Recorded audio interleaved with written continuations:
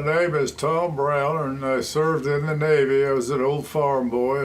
We were poor as poor could be. I was the youngest of 9 kids out there. I have 5 brothers, and 4 of us ended up in the military service. My oldest brother was he was teaching school. He was got drafted in the medics. He ended up in Europe. He was a specialist tech. He was over there 39 months. And he also came back, married his high school friend, but then the next brother left the farm and went to Buffalo, New York, and worked at a defense plant. And they drafted him as a private, and a week later he was in the Air Force, and I've got his log. I can tell you every base he was on in the States and later. The next brother had gone back to join him and worked at Curtis Wright or somebody, and they drafted him. In his 5th mission, he did not make it back. He was on an A-20 that went down over France. John Leonard was my brother, was a medic, and Henry V was the pilot, B-17 captain, and Jacob O was on an A-20, a gunner that went down. They locked wings over there in formation and with a full load of bombs, and it went straight in. They didn't find a dog tag, but my father wanted a body back, and after I was out of the service, they sent him one. So there's a stone up in the Lucas Cemetery with the bronze marker on it.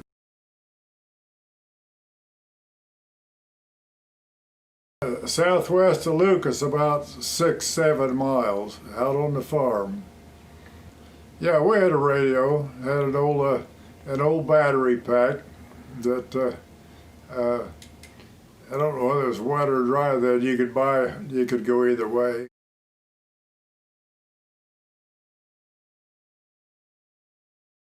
Oh, I don't know what led up to it, but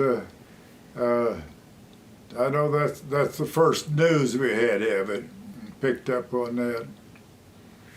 Before we ever had a radio in the house, us kids' dad had a 37 Ford that had a radio. Sometimes we'd sneak out and sit in the garage and listen to that a little bit.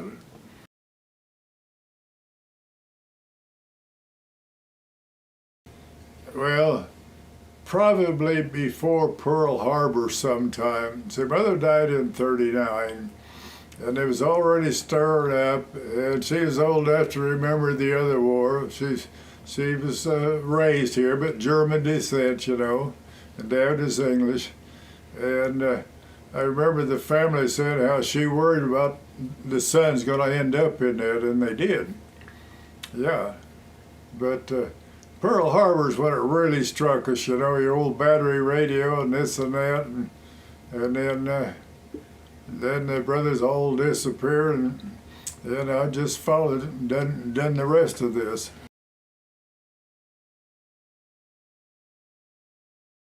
My dad went and got me a deferment, and I went over and volunteered the next day. He didn't like me then, and he didn't like me too much after that. Drafted out of Russell and went to Kansas City and went to Farragut, Idaho. I was a senior in high school. I was drafted in December, and I didn't go till January. Went in 43 and got out in 45, I guess. 2 years and 2 months in there.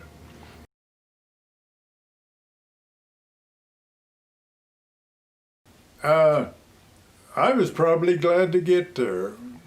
When I was going through boot camp, you know, we'd been doing our cooking since Mother was going. I was in grade school, and the sister was getting married, the brother in New York, and started drafting them. It went along, and it got down to just me there. And then one farm boy, older than me, went to New York, but they was drafting him. He come back, and Dad got him a deferment. And when my number come up, I went. He stayed there.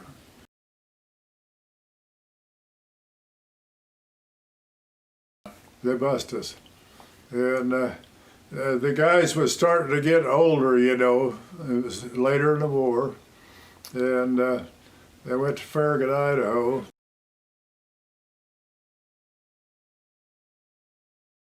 I just went with the flowing tide, and it's a heck of a change. Some guys got homesick, and I felt sorry for them, but I didn't. Maybe I shouldn't say it. Maybe I didn't leave that much when I went. I was happy with it, or content. I'll put it that way. Yeah, I don't want to rub it too deep. Yeah. I probably weighed 150 some pounds, skinny little guy. And my grandson up there just got out of the Navy 4 years, and he could wear my suit when he was here.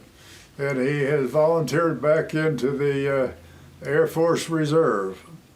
And he was a sonar, and he chased all them pirates over there and went through the Suez Canal. That's when I went to Treasure Island and learned how to load a big gun and a little gun, and then I got on the first ship.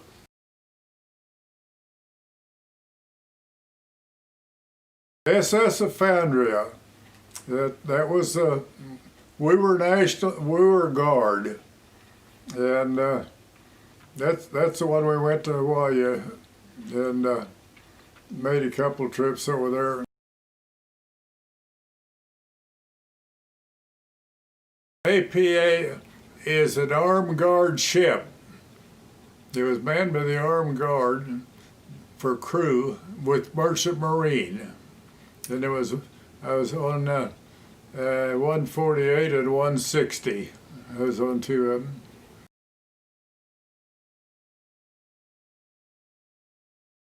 $40, $50, yeah. Well, you could get a lot of cargo and about 1,200 people on there hauling troops. Yeah, they were good size. They were about as big as these attack transport, but they were just old. Well, some of them was old Liberty ships, Kaiser. Yeah, converted. I was a gunner on the last on those. I had an A-20 on that. Yeah. Well, I was in the gun crew on the others, but on the tanker, I had my own gun. Yeah, an 20 millimeter by the stack. And my Nebraska buddy had the one on the other side, and the starboard side.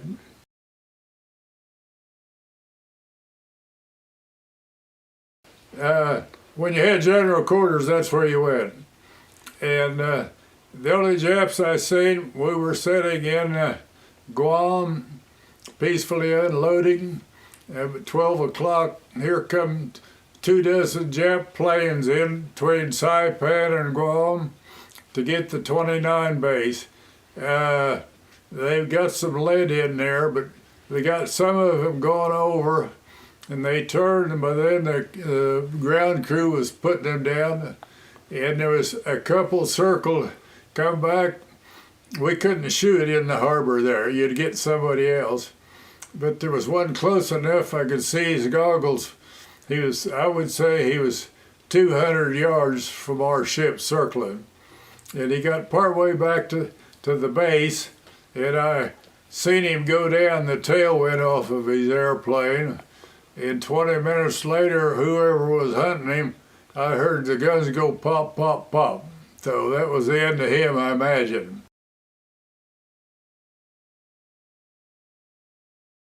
The 20 millimeter? Oh yeah, they got shell as big as a salt shaker, and they got AP noses, and some noses explode, you know.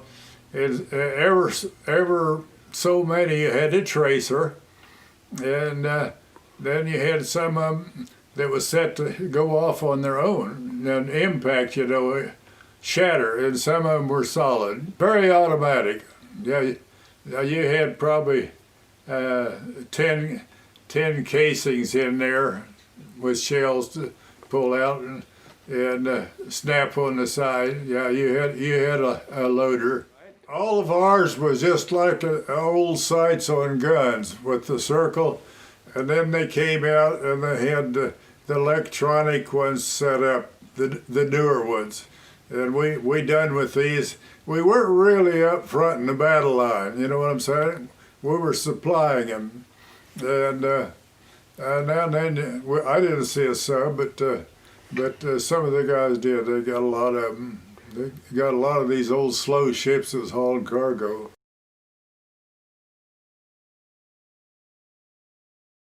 We had just hauled a Liberty crew and went back to tie up for the evening. It was probably 10 o'clock at night. We were going up in this M-boat, this landing craft. The cable broke, rotted out of the bottom of the boat. It went down like this, and then it fell. The front cable broke. It went down and hit the water, and we hit it down in the water. Free fall, about 60 feet. The one young man, his feet went through the machine gun turret hole, broke his legs off here and smashed his head. And I was fortunate. I was right behind the wheel, and I went down like I was squatting. It stretched me out very good, and the other guy lost his ribs over the side, the way he caught it. If I'd been that much further ahead, I'd have probably got my head caught in that steering wheel. I'd probably been going too. We hit the boat in the water. The cable broke. Everybody went down. We went down and hit it. Yeah, they were lifting us up. Yep, on the top boat. They stacked two of them up next to the bridge. But yeah, and we got different boats in that ship. I run one of those boats through Panama Canal. You know, you have to take them off. Yeah, our landing barges made it too wide. Couldn't get through the canal. We had to take them off, and just so many of them on the side. And there was 4 on each side that went up even with the bridge.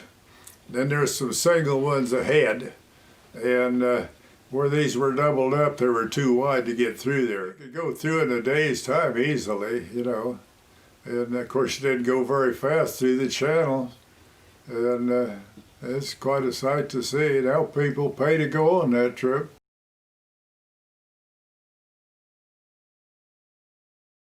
No trouble. There was 200 or 300, and we put them all in a big hole down there. Of course, we hauled troops on this ship too, and 2 or 3 guys guarded this one outlet, and they took all their food down there to them, no problem. But we marched them off in Pearl Harbor by the old Pineapple. That's when they gave them a bath and deloused them, and all their clothes went up in the cargo net, probably burned somewhere. We ran them off our ship up on a flat deck out front, and that's where they gave them a bath, stripped them one at a time, going through, and throwed your clothes over. They give them clean, dry clothes over here, just a circle. And where they went from there, I have no idea.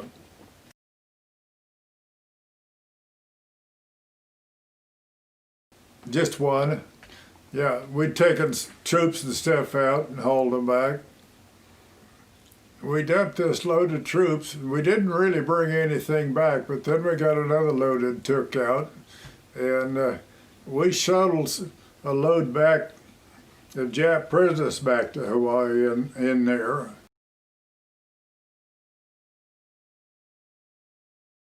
On those ships, we kept moving, you know. If you take a load of oil out, somebody wants it. If you take a load of troops out, you kicked them off. Now, that one way zone I didn't tell you, but we took the second wave of Seabees into Guam. That's when I seen those Jap planes. And we kicked them off there, and the Seabees had their own food and their own bar and everything. They lived pretty high.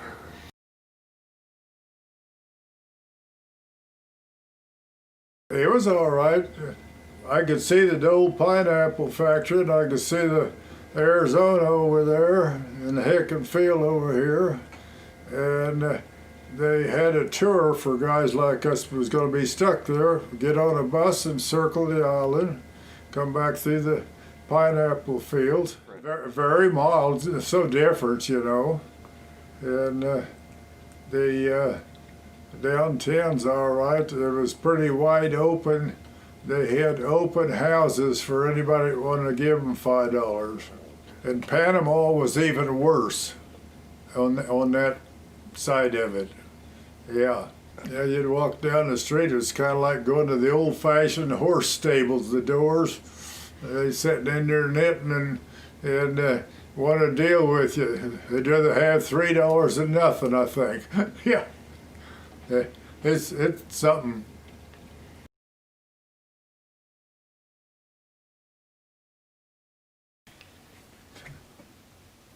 Yeah, that's kind of a hard question. I don't know. Hawaii is pretty, but I didn't find anything any nicer than I've seen on my trips in the U.S. Yeah, what's that tell you? And I've seen a lot of it. You know, from Hawaii to New Guinea and the Philippines, and like Anahuac, where we blowed it off, and then we had that harbor, all them ships, you know, I said they were congregating. Hell, it wasn't anything as high as this house. And then later they used it for an A-bomb test site. And now the people's all gone back, whether they're supposed to or not, but they just moved back, period, and surviving.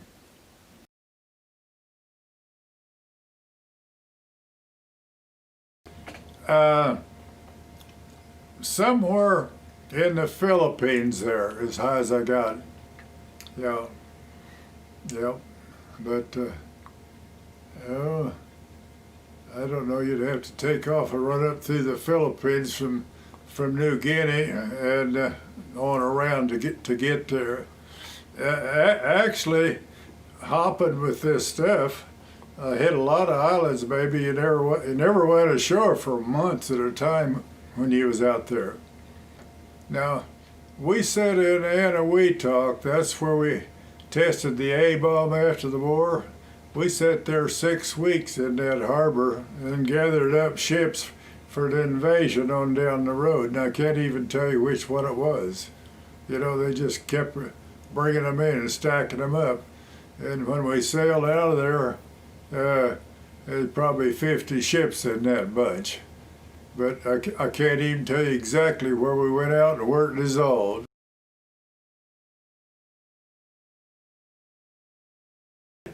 I was pretty calm. I had friends and guys that done things, you wondered about them.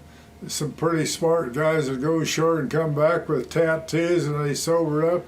What did I do that for? I never got that bad off. Yeah. Yep. Well, the first time I went overseas and come back, I had $100 or so, a couple months, and I went down to call home, put $10 worth of change in that little old corner booth, and couldn't get through. I swept the change off, left my billfold. They had a $100 bill in it, first one I ever had. But I didn't have the ship, but I had Dad's address. This man at Port Directors contacted my father, and he told the guy the ship I was on gangway watch taking on troops 13 days later. We was going to sail the next day, and this messenger came and told me if I'd go back to that hotel in San Francisco, I'd get that. So the OD had to get a relief, and I took 2 buddies with me and went ashore, and I walked up to one window in that hotel to ask, and this guy happened to come up to the other window. He was in Port Directors there. He wouldn't take a thing. And these 2 buddies I was buying, I had money. Then I bought my best girlfriend a bracelet and something else and sent to her. They're probably still in the safe with my daughter's stuff. $100 bill and some other money in it. He wouldn't take a thing. There was a gentleman if there ever was one.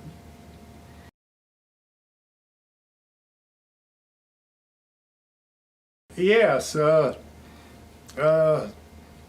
several girlfriends and brothers, you know, wherever they were at.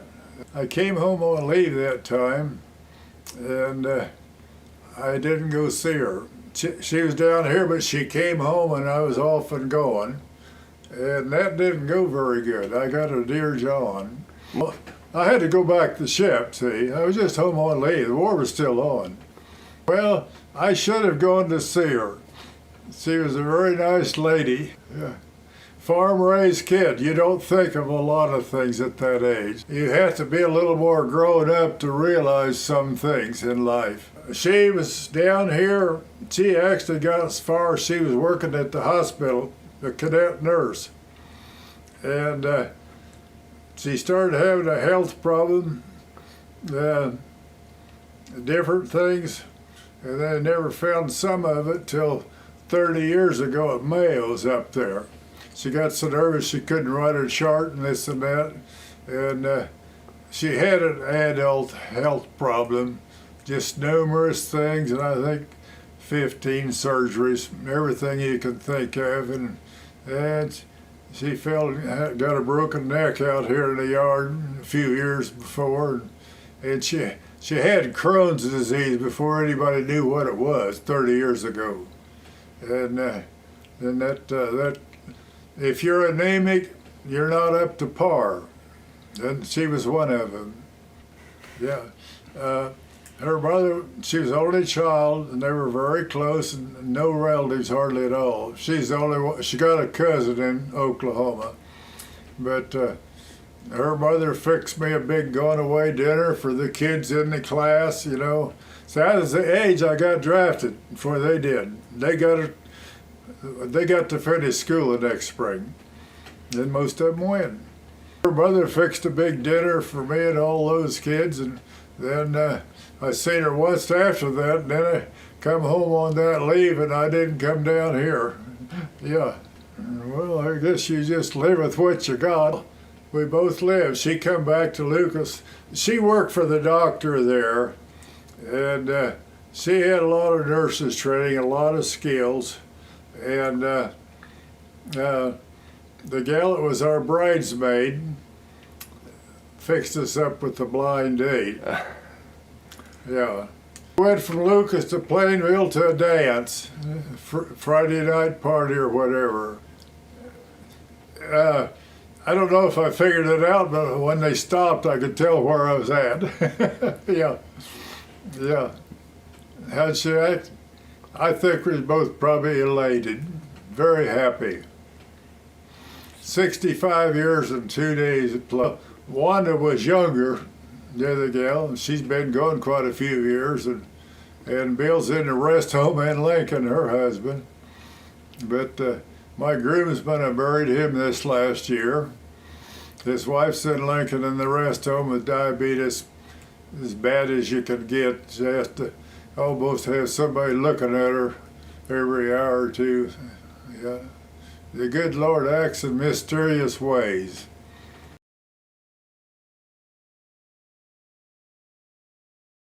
I was on a tanker. It's right between New Guinea and the Philippines, heading for Abadan, Iran. But when they dropped the bomb, it was over, and we pulled into Australia, and the Australian shared some of their hot beer with us. All of them had a gallon jug of it. They make it. They made it. It was all in gallon plastic jugs or whatever, maybe gas cans, I don't know. And it was very freely, they were accommodating. And you won't print this, but we went ashore, and there was probably 2,000 Aussies, and 2-3 dozen of us off that ship went to having a party. And some of our guys weren't very smart. They got friendly with the girls. All these Aussies was lined up for them. Finally, their MPs come and told us you probably better go back to the ship. Yeah, and I led the pack. Yeah. Yeah, Darwin, Australia then was up in the sticks, way, way north. But we had a base there. You know, they started building that up against the Japs there. Well, the Japs landed there, I guess, one time. And yeah, so then I went on through there and around under India and up to Abadan, Iran, and got that oil. There was an English colonial spot down there. Probably a few dozen people was running the country then with the big hats and the little guns. And they gave so many of us privilege in one of their pools, you know, for an afternoon. We was in there for an hour or two, and they come around and said, time's up, whatever. And I remember the biggest old date trees. There was dates hanging all around wherever they wanted to grow, bigger than my finger. Yeah, probably had flies too, but we tried some. It was very good, yeah. We took on some fruit there and some chicken eggs, fresh eggs, which we didn't get very often. They were real small, and we took on, and the fruit was all undersized. We did get some fruit and eggs that I remember, and milk in them sealed 5-gallon cans was pretty scarce. And you set a couple of cans out for 30 of us guys. It didn't last long. I really wasn't a coffee drinker then. It took me a long time to get addicted to coffee, and I never smoked as such. None of us brothers did, and probably hadn't had a drink till we was at my high school. That's the way we was raised.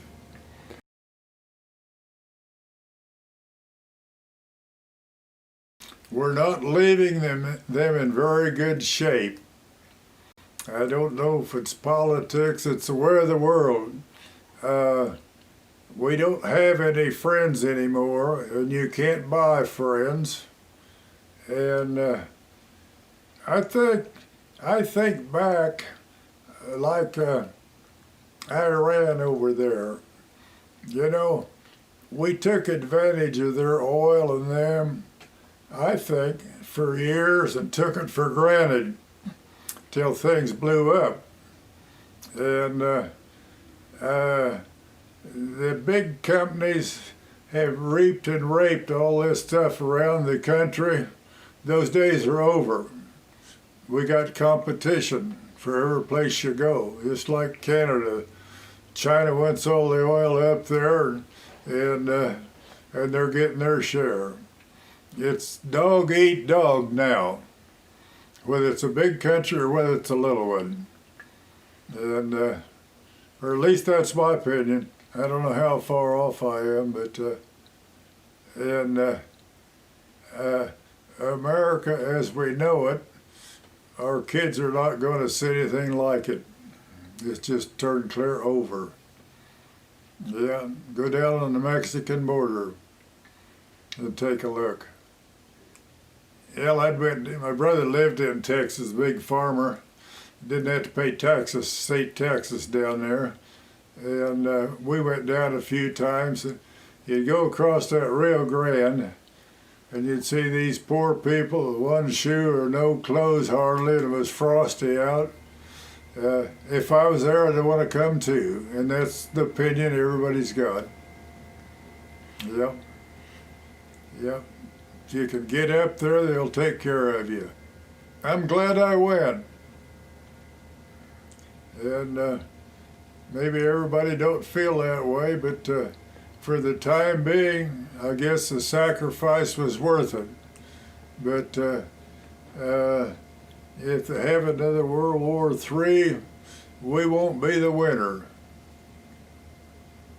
Yeah, we can't fight Russia and China and Korea and a whole bunch all at one time.